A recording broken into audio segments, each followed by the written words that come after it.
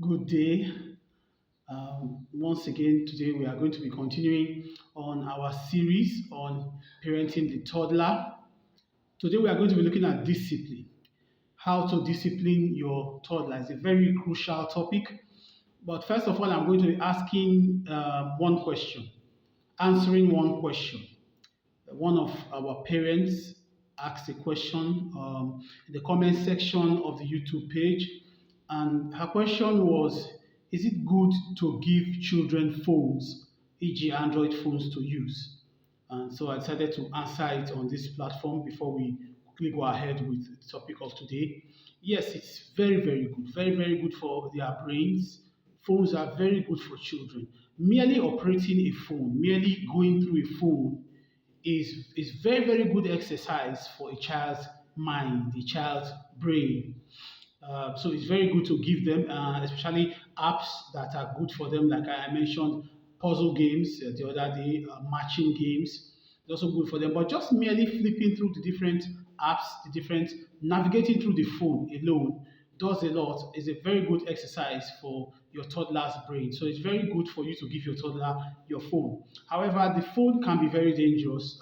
There's a lot of are things that your child can access through that phone that can affect them. A lot of dangerous apps, a lot of child molesters can reach your child through your apps. Social media is a very corruptive platform for children. So you have to protect your child from all these things. But I'm happy to say it's not that difficult to do so. First of all, there are some Android phones nowadays have what they call a kids mode. It's a kids mode. What you do, you take all the apps that you want the child to use, especially since it's a toddler. But it can also be used for older children, children in the earlier years of childhood, even teenagers. You can use child mode for teenagers. You select all the apps you want them to use, put them in the child's mode section, and then you lock then you switch when you switch on the child's mode section, this child's mode section, every other thing in the phone locks up except those apps you have selected for your children, e.g. their games, e.g. their educative apps. Only those ones would be active. And also there is the Google Play app. It's called the Family Link app. It's available. It's also another tool that can be used to monitor how your children use your phones.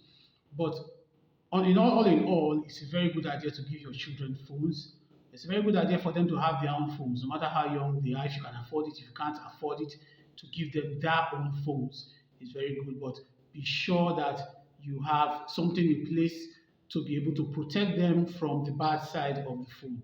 If you don't, then what you have to do is to make sure you are sitting with them while they are using the phone. If it's 2 hours they are using the phone, be by their side. Make sure they are not going flipping to apps that you don't want them to use, watching videos they shouldn't be watching, making friends with people they should be making friends with online. Our very next topic is going to be talking about toddlers and the internet.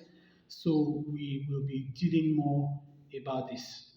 So that's the answer to the question that the parent asked. Thank you. Back to discipline, disciplining the child. Disciplining your toddler is a very crucial part of their upbringing. Whether a child is not disciplined or not while they are toddlers affects the kind of person the person will become. At a very young age, children need to learn the concept of consequences. They should learn that when someone does something wrong, something happens. They must learn it. They must learn it.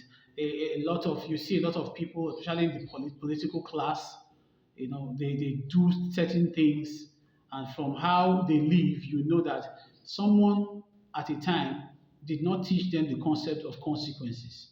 That when you happen to embezzle money, that there is a high chance you will be caught, and there's a high chance you will end up in prison.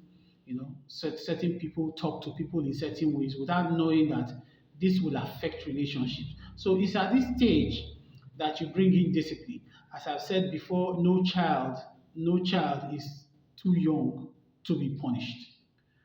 No child is too young to be punished. Every child has a punishment level, a discipline level that is appropriate for their age. That's one thing you must also note. Make sure the punishment or the discipline you are giving to your child is age appropriate, but never let your child to think that they are too young to be corrected. Punishment can take different forms, not so just flogging like in what we do in the country here, not just flogging, not just spanking. There's advice, there are warnings, there are taking away certain privileges. All of them are aspects of discipline. So I made a list of certain points that parents should take note of while they are disciplining their children, if they are worthy of note. The first point here is not, like I said, no child is too young to be punished. Some parents are in the habit of saying, "Oh, my child doesn't know what he's doing." You see the child, he doesn't know because you have not told him or her that what they are doing is wrong.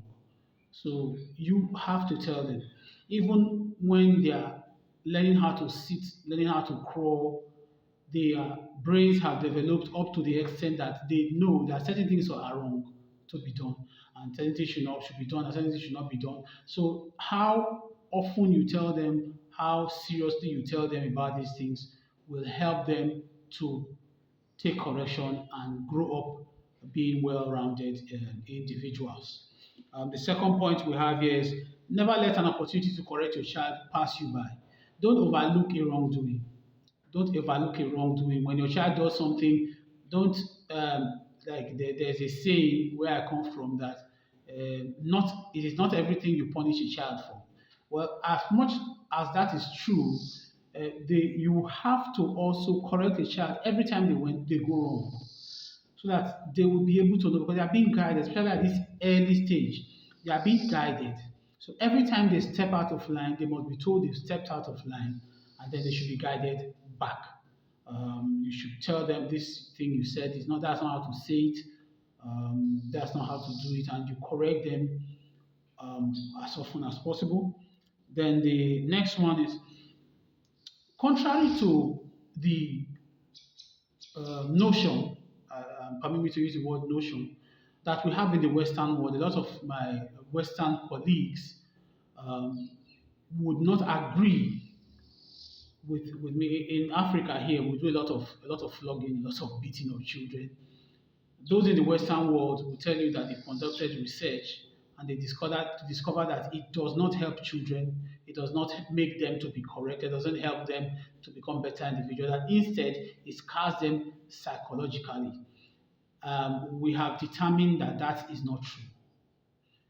When a research is conducted in a country, it doesn't make scientific sense to directly apply the results of that research to another country in another continent and just stamp your feet and say it's correct. Those research were carried out on American children, on English children. Them being in another country, another continent alone is puts some thought on that research. I'm sure if research is conducted on Nigerian children, on African children, we'll discover that beating children actually changes and actually affects them. Those of us who grew up as Nigerians, you don't need any more research than your personal experience. I remember being flogged, being beaten by my parents. I remember it changed me a lot. They don't need to tell you not to do certain things more than once if you are beaten. It works very well for us in this part of the world. And I dare say it also works in those Western climes. I just feel that certain things need to be tweaked about how especially the physical punishment is carried out. What they are mostly against is the physical punishment aspect. If certain things are tweaked about it, it would work. But however, under no circumstances must Africans allow anyone to impose the results of a research that have been done on another continent. And so some parents will say, because a doctor or a PhD holder in the US says I shouldn't beat my child and it will affect the child psychologically, then you, a Nigerian, will decide to follow that and knowing fully well that the results of that research cannot apply to your child. Your child is in a different continent, their environment is different, their culture is different, their education is different, their physical makeup is different, and so the rules must apply, the research results must apply differently. So please disregard things like that. They may be scientific, but not when there are so many variables that are not taken into consideration. Please, the culture of where you are must influence the type of discipline you give your child. If you are in Nigeria, please, the culture here is about we do a lot of flogging, a lot of physical punishment. As much as we know that it works, please adhere to it. It will help your child. The parents must live by example. That's next on the list. You must, the moment you decide you have to have a child, even you are going to have a child, even before you deliver, even before you get pregnant, you must change who you are. You must live by example. The best thing you can give your child is an example of a parent. You cannot tell your child that something is wrong and then you're doing it. It's the worst kind of psychological conundrum you can create for that child. You must practice what you preach as it were. You must, when you tell your child, for instance, I know sometimes we overlook these things, but they're important. If you tell your child it's not good to talk while eating, then while you're eating, you shouldn't talk as well. So you must give them an example to follow. Don't live the life of do as I do, do as I say, and not as I do. Then the next one on the list is punishments must fit the offense. Punishments must be age appropriate and they must fit the offense. Do not give a toddler punishment that you would normally give someone in primary school, and they must fit the offense. Don't over punish a child and don't under punish a child as well. Some people say when a child does something very, very wrong, in order to avoid injuring the child, you shouldn't flog. But that's not true. If a child does something that is very, very wrong, they should be flogged appropriately. But not on all cases that apply. Sometimes what they need is advice. So the punishment must fit the offense and it must be age appropriate. Um, then be consistent about the things you discipline your child with. Don't allow something to be right today and then wrong tomorrow. Don't make your child to think that something is wrong today and then right tomorrow. Be consistent. If it is wrong to do something, before you tell the child, don't do this, be sure you have made sure that every day that child sees that thing has been addressed as being wrong. Then train yourself not to be emotional when you are beating your children. Sometimes children can get some toddlers, especially, they can get someone angry, very angry. But when you know you are angry, take a few minutes and calm yourself down. You don't need more than 1 minute to calm yourself down because punishment as well must be immediate. You cannot postpone. If you postpone punishment for a toddler, they will not grasp the lesson they are supposed to learn. If a toddler does something in the morning and then you decide to punish them in the afternoon, they will not know why they are being punished. And then they will get the wrong idea and it might appear to them as wickedness. So the punishment must be immediate. And if you're angry, you find out you're angry, take like a minute or two, calm yourself down. If you're going to flog, that is, you before you meter that punishment. Don't allow yourself to be out of control or overwhelmed by the emotions of the circumstances surrounding the offense. Then, lastly, once again, do not postpone punishment. Do not postpone punishment. If a child does something, especially a toddler, it takes a long time for them to develop long-term memory. The people in secondary school, late primary, those that can, then they may do something this week, you punish them next week, they understand why they are being punished, but toddlers will not understand. So as soon as such things come up, it is good to met out whatever punishment, give them the discipline they need, and not in all cases that a child should be punished, given disciplined. Sometimes what they just need is advice. Sometimes what you just need is just talk to them about things, explain things to them. And before you punish a child, always ask questions. Always ask questions. Make sure you understand the offense yourself before you start punishing a child. I will give an example so that you understand what I mean, because it's very important for the psychological health of the child. On a particular day, I met my daughter in the room mopping the floor with a dirty mop, very dirty mop. Her mother had just mopped the floor. She was using a dirty mop, and she made the place look very, very untidy. And so, what at first sight, what she needed then was punishment. Was what her mother just cleaned and she messed up the whole place. But I had to ask questions. I had to ask her questions.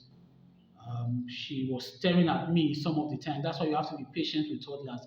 They've not fully grasped the concept of language, so you have to be patient with them. You have to watch their facial expressions, their body language, so that you don't punish inappropriately. It took me a while, but then I later understood that what happened was that she was playing, there was urine in her potty, and she knocked it over, and there was urine all over the floor. And then she went to get a mop, which is a very mature thing for someone of 2 years old to do. She went to get a mop because she knows that she has spilled urine, and then she went to get a mop to mop it. But unfortunately, because of her age, she didn't check if the mop was dirty, and she ended up messing up the whole place. Now, if I had punished her, that would have been very, very, very bad. The message she would have gotten was that cleaning the floor when you make a mess is wrong. And that would have been devastating psychologically to her if I had beaten her or punished her for that. So, but being patient, I discovered that that's what happened. And instead of punishing her, I actually commended her for making a mess and being mature enough to know that she needs to get a mop to clean it. So you must ask questions from toddlerhood to even up to senior secondary age. Before you punish a child, you must ask questions and understand the offense, especially when you were not there when it happened, before you give punishment. So that the punishment you can be sure that it was given appropriately. We are going to be ending the video here. Please remember to like the videos, share, and subscribe. And also, please do well to use the comment section to ask questions and also to suggest topics you would want me to treat. Till next time, thank you.